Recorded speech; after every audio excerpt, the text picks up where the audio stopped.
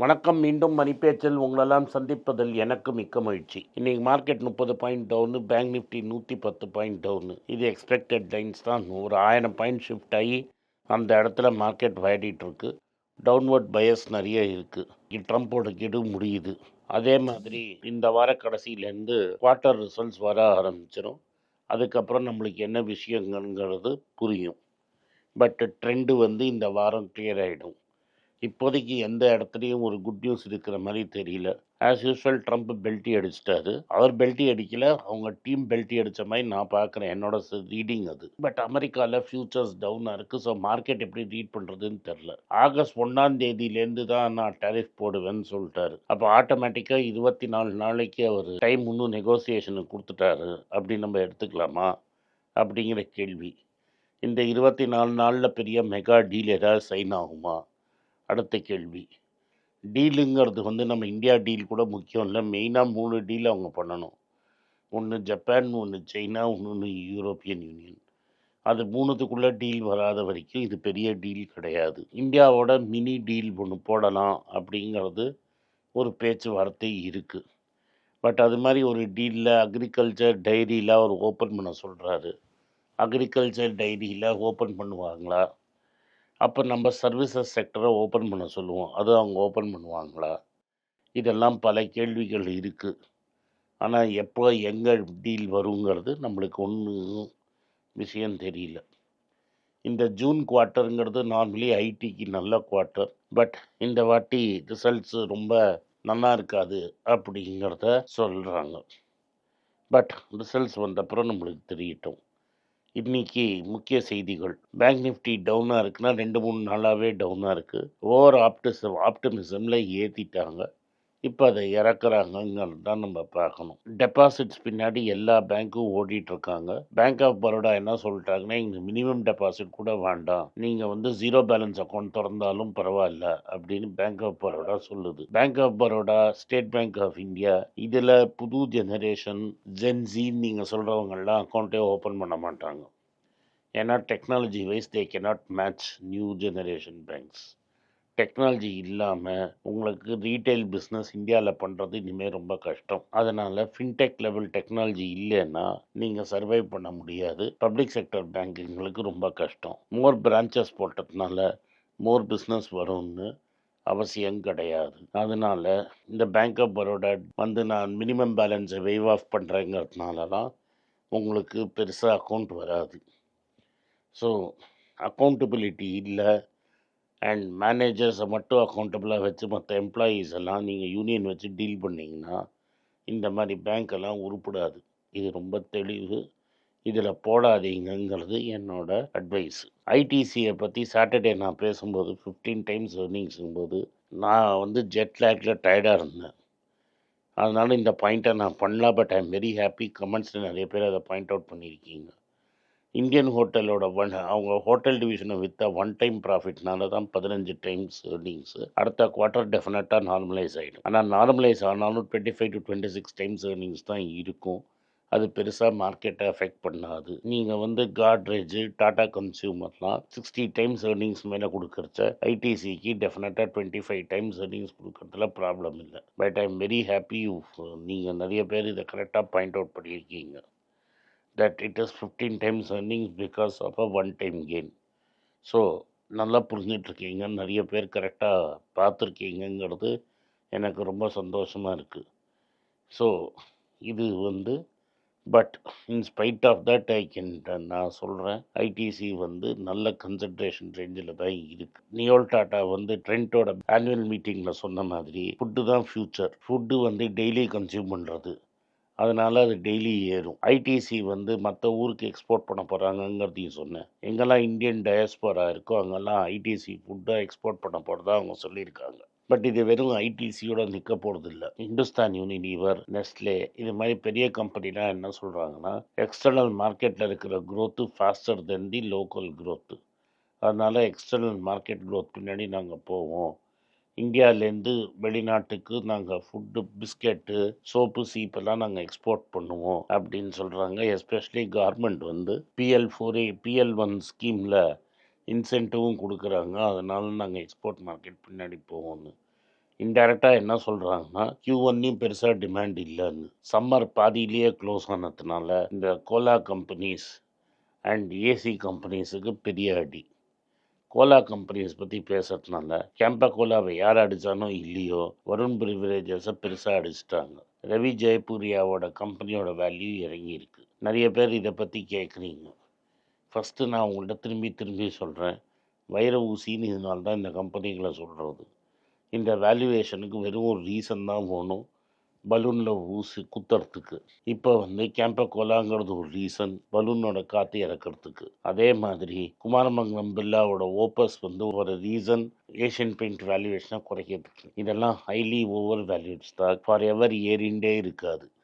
என்னைக்காவது ஒரு நாளைக்கு கிராவிட்டிக்கு இழுத்து தான் ஆகணும். In case of both Varun beverages and Asian பெயிண்ட்ஸுக்கு இந்த கிராவிட்டி இவ்வளோ சீக்கிரமாக வரும்னு அவங்க எதிர்பார்க்கல. அதனால உங்களுக்கு விலை இன்னைக்கு இறங்கினாலும் நாளைக்கு கேட்சப் ஆகிடும். நானும் மீனிங்ஃபுல்லாக ஸ்டாக் விலை ஏறாது. அதனால் ஓவர் வேல்யூட் ஸ்டாக்ஸை இந்த காரணத்தினால தான் வாங்காதீங்க. ட்ரெண்டோட ரிசல்ட் சூப்பராக தான் இருக்குது. ஆனால் ட்ரெண்டோட ஸ்டாக் 35% டவுன் ஃப்ரம் பீக்கு. ஏன்? Because of same reason. Trent கரெக்டாக தான் பண்ணிகிட்டு இருக்காங்க. நியோல் டாட்டா நல்லா தான் நடத்துகிறாரு. நம்ம வேல்யூவேஷனை ஸ்கை ஹை கொண்டு போயிட்டு அவர் ஏன் பண்ணுறாரு, குத்துறது குறையிறதுன்னு நீங்கள் சொன்னதுனால அது வேல்யூ குறைக்க முடியாது. ஸோ மார்க்கெட்டுக்கு இதுக்கு மேலே க்ரோத் இருக்காது. ஒரு வீட்லேயும் ஜூடியோ ஃபேக்ட்ரி போட முடியாது. ஆல்ரெடி Tier 2 Tier 3 டவுனுக்கு வரைக்கும் ஜூடியோ இறங்கிடுச்சு. துபாயிலையும் ஜூடியோ வந்துருச்சு. ஸோ இனிமேல் அதே பிரெஸ்ட் க்ரோத் இருக்காது. 112 டைம்ஸ் ஏர்னிங்ஸ் இருந்தது. 50% விழுந்தால் கூட 50 டைம் ஏர்னிங்ஸ் தான். அங்கேருந்து ஒரு 75% வேல்யூ போச்சுன்னா தான் நம்ம ட்ரெண்ட் மாதிரி ஸ்டாக்கை கன்சிடர் பண்ண முடியும். அதனால் ட்ரெண்ட் விழுந்துருச்சா என்ட்ரி கன்சிடர் பண்ணலாமான்னு சும்மா கேட்காதீங்க. தி ஆன்சர் இஸ் நோ, முடியாது. ஏன்னா காஸ்ட் இஸ் வெரி ஹை. வைர ஊசி நாங்கள் எடுத்த விளையாடினீங்கன்னா வைரவசி கண்ணை குத்தும், கண்ணு போயிடும். அதனால் வைர ஊசி தான். இன் கேஸ் ஆஃப் ட்ரெண்ட்டாக இருக்கட்டும், வருண் பிரிவரேஜஸாக இருக்கட்டும், ஏஷியன் பெயிண்ட்ஸாக இருக்கட்டும், ஏதாவது ஒரு காரணத்தை சொல்லி அடித்தாங்கன்னா மார்க்கெட்டுக்கு இறங்கி படுத்துரும். இந்த வாட்டி ஐசி இன்ஜின் கார்ஸ் நல்லா போயிட்டுருக்கு. இந்த ஐசி இன்ஜின் கார்ஸில் ஹைப்ரிட் கார்ஸ் சூப்பராக போயிட்டுருக்கு. இன்ஃபேக்ட் டொயோட்டாவோட சேல்ஸ் எல்லாரையும் ஸ்டன் பண்ணிடுச்சு. It's basically hybrid sales. So இந்தியாலேயும் ஹைப்ரிட் தான் நல்லா பண்ணுது. எலக்ட்ரிக் கார்ஸ் அடிபட்டுடுச்சு. இன்னும் மோசமாக போயிட்டுருக்குது. ரெனால்ட் நிசான் டைப்பில் ப்ராப்ளம் வந்ததுனால ரெனால்ட் நிசான் இந்தியாவில் பிரிவாங்கங்கிறது வந்துடுச்சு. நிசான் ஜேஎஸ்டபிள்யூவோட பேசிகிட்டு இருக்கிறாங்க. ஜேஎஸ்டபிள்யூ அவங்க காப்பாற்ற முடியுமான்னு. ஆல்ரெடி ஜேஎஸ்டபிள்யூ எம்ஜியோட போட்டதே கடன். அதுக்கப்புறமா இப்போ டூலெக்ஸ் பெயிண்ட் வாங்கினதும் கடன். அதனால் ஓரளவுக்கு மேலே கடன் வாங்கினா அவங்களும் காணாமல் போயிடுவாங்க. இன்னும் கடன் வாங்கி கேம்பிள் பண்ணுறாங்களாங்கிறது தான் கேள்வி. டாடா பவர் ஒரு ஹைப்ரிட் கம்பெனியாக கம்ப்ளீட்டாக மாறிடும். ரெனியூவபிள் எனர்ஜி கம்பெனியாக மாறிடும். ரீட்டைல் அண்ட் எஸ்எம்பிக்கு சொல்யூஷன்ஸ் கொடுப்பாங்கன்னு சந்திரசேகர் சொல்கிறார். ரிலையன்ஸ் பவரில் இருந்த மாதிரியே முந்திரான்னு ஒரு பவரில் ஒரு கம்பெனியில் ப்ராப்ளம் இருந்தது அவங்களுக்கு, பவர் ஜெனரேஷனில். அந்த Mundra power generation problem solve பண்ணுறதுக்குள்ள டாடா பவருக்கு ஒரு ஹெவி ப்ராப்ளம், கடையை மூடுற அளவுக்கு போயிடுச்சு. ஆனால் அங்கேருந்து ரிக்கவர் ஆகிட்டாங்க. டாடா மோட்டார்ஸில் கமர்ஷியல் வெஹிக்கிள் பிஸ்னஸில் பல ப்ராப்ளம் இருக்குது. ஸ்மால் வெஹிக்கிள்ஸில் ஐஷர் அவங்கள டேக் ஓவர் பண்ணிடுச்சு. அதனால் இந்த ஸ்மால் வெஹிக்கிள்ஸில் டாடா கமர்ஷியல் வெஹிக்கிள் பண்ணலைன்னா இன்னும் மார்க்கெட் ஷேர் போகும் அப்படின்னு பல பேர் சொல்லியிருக்காங்க.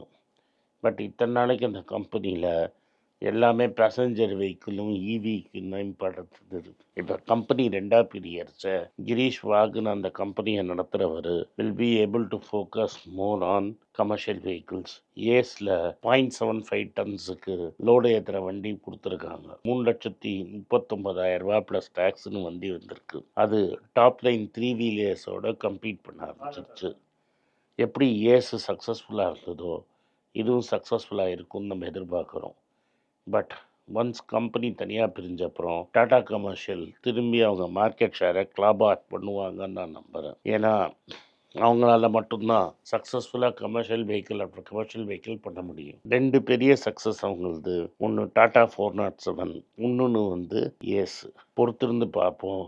கம்பெனி ஜூலை 1ஆம் தேதியில 2ஆக பிறந்தாலும் ஷேர்ஸ் லிஸ்ட் ஆகி உங்களுக்கு வரத்துக்குள்ள இதர் டிசம்பர் ஜனவரி ஆகிடும்.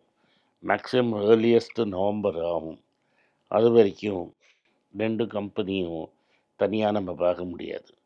அடுத்த மார்ச்லேருந்து கம்பெனி 2ம் தனியாக பிரிக்கப்படும்.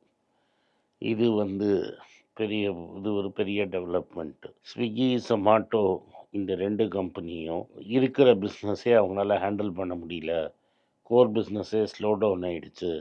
அதனால் விதவிதமாக பணத்தை ரைஸ் பண்ணுறதுக்கு பார்க்குறாங்க. ஜொமாட்டோ என்ன பண்ணுறாங்கன்னா, ஒரு டிஸ்டன்ஸில் இருக்கிற ரெஸ்டாரண்ட்டுக்கு, இப்போ வேளச்சேரி ரெஸ்டாரண்ட்டுக்கு நான் ராயப்பேட்டாலேன்னு ஆர்டர் போட்டேன்னா, என்கிட்ட காசு வாங்காமல் ரெஸ்டாரண்ட்டு போய் இந்த ஆர்டர் இருக்குது, எனக்கு எக்ஸ்ட்ரா மார்ஜின் கொடுன்னு கேட்குறாங்க. ஒரு அளவுக்கு மேலே மார்ஜின் புஷ் பண்ண முடியாது. புது கஸ்டமர் உள்ளே வர மாட்டேங்கிறாங்க. ஸோ எக்ஸிஸ்டிங் கஸ்டமர்கிட்ட பிளாட்ஃபார்ம் ஃபீ அது இதுன்னு போட்டு வாங்குறாங்க. சில நாட்கள் ப்ராஃபிட்டு, சில நாட்கள் லாஸுன்னு. ஆனால் இவங்க ஆல்ரெடி கமாண்ட் பண்ணுற வேல்யூவேஷனில் ஜஸ்டிஃபை பண்ணுற அளவுக்கு ப்ராஃபிட்ஸ் இவங்களால சஸ்டெயின்டாக பண்ண முடியாது. அதனால் என்றைக்கா ஒரு நாளைக்கு கதவை இழுத்து காட்ரேஜ் நவத்தால் போட்டு தான் ஆகணும். அதனால தான் இப்போ நான் பிளெயின் போட ஆரம்பிக்கிறேன்னு ஆரம்பிச்சிருக்கிறாரு தீபிந்தர் கோயல். பிளெயினெல்லாம் விட்டு இந்த கம்பெனியெல்லாம் காப்பாற்ற முடியாது. ஓலா கதி நான் உங்களுக்கு இந்த சேனலில் ஒரு வருஷமாக சொல்லிகிட்டு இருக்கிறேன். கடை மூட வண்டி தான். நம்பர் 1க்காக அவன் இப்படி அப்படி இந்திரன் சந்திரன்னு சொல்லிட்டு கடைசியில் நவத்தால் போடுற ஸ்டேஜுக்கு வந்துருச்சு. ஆல்ரெடி ஆடிட்டர் என்ன சொல்லிட்டான்னா, பாஸ் இந்த negative cash flow company survive ஆகாதுன்னு சொல்லிட்டான். இப்போ நாங்கள் ஆடிட் பண்ண ஆடிட்டரே தப்புன்னு நீங்கள் சொல்லலாம். பட் ஏதாவது விஷயம் இல்லாமல் ஆடிட்டர் அது மாதிரி சொல்ல மாட்டான். இந்தியாவில் ஒரு பெரிய ப்ராப்ளம் இருக்குது. இப்போ குணால் ஷா ஒருத்தனை பெரிய ஸ்டாருன்னு நீங்கள் கிளப்பி விட்ருக்கீங்க. அவனோட ட்ராக் ரெக்கார்டு பார்த்தீங்கன்னா, ஃபஸ்ட்டு இதுக்கு முன்னாடி ஒரு கம்பெனி ஆரம்பித்து 2800 அந்த கம்பெனியை விற்றான். அந்த கம்பெனி இன்றைக்கி 350 கோடி ரூபா தான் வேல்யூ. இப்போ கிரெட் அப்படின்னு ஒரு கம்பெனியை வச்சு ராகுல் டிராவிட், விஸ்வநாத் ஆனந்த் இது மாதிரி பல செலிப்ரிட்டிஸ் வச்சு அட்வர்டைஸ்மெண்ட்லாம் பண்ணான். டோட்டலாக இது வரைக்கும் 450 கோடி ரூபா தான் ரெவென்யூ பண்ணியிருக்கான். 5500 கோடி எக்ஸ்பென்ஸ் பண்ணியிருக்காங்க. நம்ம ஊரோட ப்ராப்ளம், நம்ம ப்ரெஸ்ஸோட ப்ராப்ளம்மு, நம்ம சோஷியல் மீடியாவோட ப்ராப்ளம், இது மாதிரி தப்பான ஆளுங்களை பெரிய ஹீரோ மாதிரி செலிப்ரேட் பண்ணுறது. பிஸ்னஸ்ஸு வேல்யூவேஷனுங்கிறது என்னென்னா, கம்பெனி எவ்வளோ ப்ராஃபிட் பண்ணுது, எவ்வளோ கேஷ் ஃப்ளோ வருதுன்னு இதை பார்க்காம நீங்கள் கம்பெனியில் இன்வெஸ்ட் பண்ணிங்கன்னா காணாமல் போயிடுவீங்க. கடைசியாக நான் இத்தனை நாள் சொல்லிகிட்டு இருந்ததை டெக் மஹிந்திரா பற்றி இன்றைக்கி எக்கனாமிக் டைம்ஸில் பெரிய பீஸாக இந்த சிஇஓ இந்த வருஷத்துக்கு எவ்வளோ டார்கெட்டுன்னு சொல்லாமல் நேராக 27க்கு தவிட்டார். பேப்டிசம் பை ஃபயர் அப்படின்னு ஹெட்லைன்ஸ் போட்டு என்னப்பா ரிசல்ட்டுன்னு கேட்க ஆரம்பிச்சிட்டாங்க. சில மக்களை சில நாளைக்கு ஏமாற்றலாம், ஆனால் எல்லா மக்களும் எல்லா நேரத்துலையும் ஏமாற்ற முடியாது. இன்றைக்கி மார்க்கெட் இறங்கியிருக்கு. டெபாசிட்ஸில் எதெல்லாம் கரெக்டாக இருக்கோ பார்த்து கன்சிடர் பண்ணுங்கள். உங்கள்கிட்ட பேலன்ஸ் பண்ணிக்கோங்க. நன்றி, வணக்கம். இந்த வீடியோ உங்களுக்கு பிடிச்சிருந்தா வீடியோவை லைக் பண்ணுங்கள், எங்கள் சேனலை சப்ஸ்கிரைப் பண்ணுங்கள், பெல் நோட்டிஃபிகேஷன் தட்டுங்க. இந்த வீடியோவை முடிஞ்சால் உங்கள் சொந்தக்காரங்களுக்கும் ஃப்ரெண்ட்ஸுக்கும் அனுப்புங்க, அவங்கள பார்க்க சொல்லுங்கள். நன்றி, வணக்கம். எங்களுக்கு 4 சேனல் இருக்குது. ஹிந்தியில் பைசா போல்தா ஹேன்னு ஒரு சேனல் இருக்குது. ஹிந்தி தெரிஞ்சவங்க ஃப்ரெண்ட்ஸை அதை சப்ஸ்கிரைப் பண்ண சொல்லுங்கள். அதே மாதிரி தெலுங்கில் மணி மாத்துலு, கன்னடாவில் மணி மாத்து, அண்ட் மலையாளத்தில் மணி பேச்சு மலையாளம்னு சேனல்ஸ் இருக்குது. அந்தந்த பாஷையில் அவங்கள பார்த்து அந்த சேனலை சப்ஸ்கிரைப் பண்ண சொல்லுங்கள். நன்றி, வணக்கம். எனக்கு ஒரு விஷயத்தை அட்டென்ஷனுக்கு கொண்டு வந்திருக்காங்க. என்னோட ஏஐ ஜென்ரேட்டட் இமேஜை பார்த்து யாரோ ட்ரேடிங்க்கு பணம் கொடுத்து ஏமாந்துருக்காங்க. ப்ளீஸ், உங்களுக்கு நான் பல தடவை சொல்லிட்டேன், இப்பவும் சொல்கிறேன், நான் யார்கிட்டையும் பணம் டைரெக்டாக வாங்குறது இல்லை, அப்பாயின்மெண்ட் பார்க்குறதே கிடையாது. அதனால் என்னை பார்க்கலான்னு யாராவது காசு கேட்டாலும் இல்லைன்னு சொல்லிவிடு. அடுத்தது ஒரு இமெயில் ஐடி இருக்குது, அதில் போட்டால் எங்கள் டீம் கான்டாக்ட் பண்ணுவாங்க. அது டைம் ஆகுதுன்னா வினோதோட இன்ஸ்டாகிராம் அக்கௌண்ட்டில் வினோத்திட்ட மெசேஜ் பண்ணுங்க. அவன் என் தம்பி, அதுலேயும் அவன் காசு கேட்க மாட்டான். காசு கேட்குறாங்கன்னா ஏமாறுறீங்க. யார் என்ன சொன்னாலும் கம்பெனிக்கு செபி அல்லது ஐஆர்டிஏ அல்லது ஆர்பிஐ ரெஜிஸ்ட்ரேஷன் இருக்கணும். இந்த 3 ரெஜிஸ்ட்ரேஷன் ஏதாவது இருந்தால் தான் உங்களோட பணத்தை நீங்கள் கொடுக்கணும். நீங்கள் இன்கேஸ் ஆஃப் இன்சூரன்ஸ் டைரெக்டாக இன்சூரன்ஸ் கம்பெனிக்கு தான் கொடுக்கணும். இன்கேஸ் ஆஃப் ட்ரேடிங் நீங்களே புரோக்கர்கிட்ட போட்டு ட்ரேட் பண்ணணும். மியூச்சுவல் ஃபண்டும் கம்பெனிக்கு தான் கொடுக்கணும். த்ரூ எக்ஸ்சேஞ்சு நீங்கள் வாங்கிக்கலாம். இதெல்லாம் எதுக்கு நான் உங்களுக்கு சொல்கிறேன்னா, யாரையாவது சொல்கிறாங்கன்னு நம்பி ஏமாறாதீங்க. உங்களுக்காக நான் ட்ரேட் பண்ண முடியாது, அது இல்லீகல். நான் ட்ரேடும் பண்ணுறது கிடையாது. அதனால் ட்ரேடிங் ப்ராஃபிட் பண்ணி தரேன்னு சொல்கிறது ஏமாத்தல். எனக்கு ட்ரேடிங் பண்ண தெரியாது. என் பேரை சொல்லி ட்ரேட் பண்ணி உங்களுக்கு ப்ராஃபிட் ஷேரிங்னா ஃப்ராடு, ஏமாற்றம். நான் யார்கிட்டையும் காசு கேட்கல, கேட்கவும் மாட்டேன்.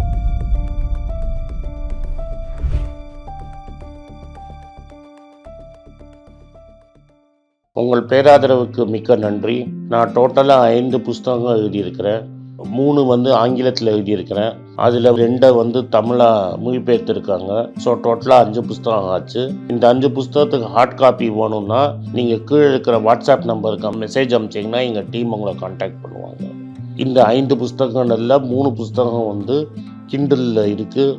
அமேசானில் கிண்டலில் வாங்கணும்னு ஃபீல் பண்ணுறவங்க நேராக கிண்டலில் வாங்கிக்கலாம். தமிழ்லேயே யாராவது ஃபைனான்ஸ் நியூஸ் படிக்கணும்னு ஃபீல் பண்ணிங்கன்னா தயவு செஞ்சு moneypage.com விசிட் பண்ணுங்கள்.